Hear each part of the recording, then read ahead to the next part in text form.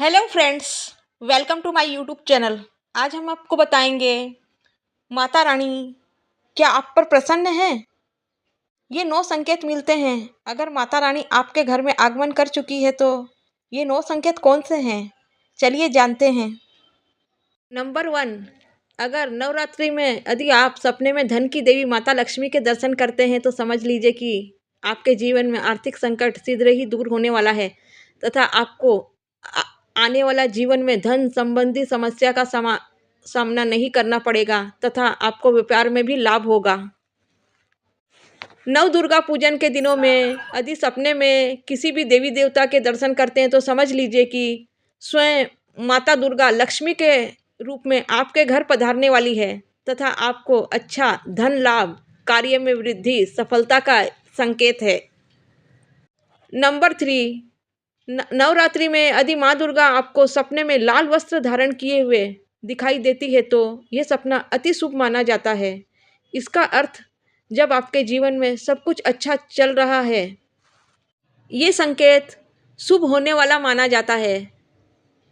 Number 4, Navratri के दिनों में यदि आप स्वप्न में जलता हुआ दिया देखते हैं तो यह आपको अधिक मात्रा में धन लाभ होने का संकेत देता है। इन दिनों अगर आप स्वप्न में किसी भी महिला या कन्या को नृत्य करते हुए देखते हैं तो ये भी प्रचुर मात्रा में धन प्राप्ति का संकेत माना गया है। ये बातें शास्त्रों के हिसाब से बताई जा रही है। वीडियो ध्यान से देखिए, वीडियो अंत तक देखिए। नवरात्रि में सपने में शेर देखते हैं तो इसका मतलब अगर आप कोई कोर्ट कचहरी के मामलों में फंसे हुए हैं तो उसमें विजय प्राप्त कर सकते हैं तथा कार्य क्षेत्र में अधिकारियों से मदद मिलने तथा नौकरी में आपका प्रभाव बढ़ाने का संकेत समझा जा सकता है। नंबर 5, नवरात्रि के दिनों में यदि आप सपने में माता पार्वती को देखते हैं तो इसका मतलब कार्य क्षेत्र में जल्दी ही अच्छा प्रमोशन, व्यापार में लाभ तथा करियर में सफलता का संकेत है। नंबर 6, अगर सपने में आप खुद को नवरात्रि की पूजा में शामिल होता देखते हैं, देवी का पूजन कर रहे हैं, तो ये एक बहुत ही शुभ सपना है। ये कार्य क्षेत्र में तरक्की दिलाने वाला तथा कोई रुका हुआ काम नहीं बन रहा है तो वो रुका हुआ काम अब पूर्ण होने वाला है। नंबर 7, नवरात्रि की पूजा में नारियल और कमल के फूल का विशेष महत्व बताया गया है। इसीलिए इस दौरान सुबह सपने में नारियल और कमल का फूल दिख जाए तो समझ लीजिए कि आप पर माता रानी की कृपा होने वाली है। नंबर 8, नवरात्रि के दिनों में अगर कोई व्यक्ति आपके हाथ में सिक्का पकड़ा दे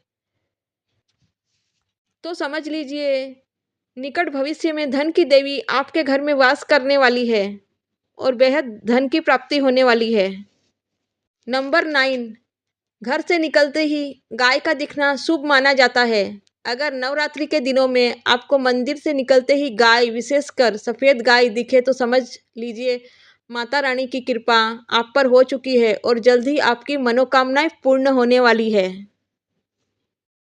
नवरात्रि में किसी भी यात्रा में जाने से पहले ब्राह्मण घोड़ा, हाथी, फल, अन्न, दूध, दही, गौ, सरसों, कमल, श्वेत वस्त्र, मोर, जलपूर्ण कलश, मिट्टी, कन्या, रत्न, पगड़ी, बेल, संतान सहित स्त्री, मछली, पालकी दिखाई दे तो ये बहुत ही शुभ संकेत माना जाता है अगर आप यात्रा में जा रहे हैं या कहीं जा रहे हैं तो। अलावा नवरात्रि में यदि सपने में धन संपदा पाने की मनोकामना के साथ ये व्रत किया है, नवरात्रि के दिनों में कभी भी अगर आपको सपने में उल्लू दिखाई दे तो समझ लीजिए कि माँ दुर्गा आपके घर में माँ लक्ष्मी का आगमन करने वाली है।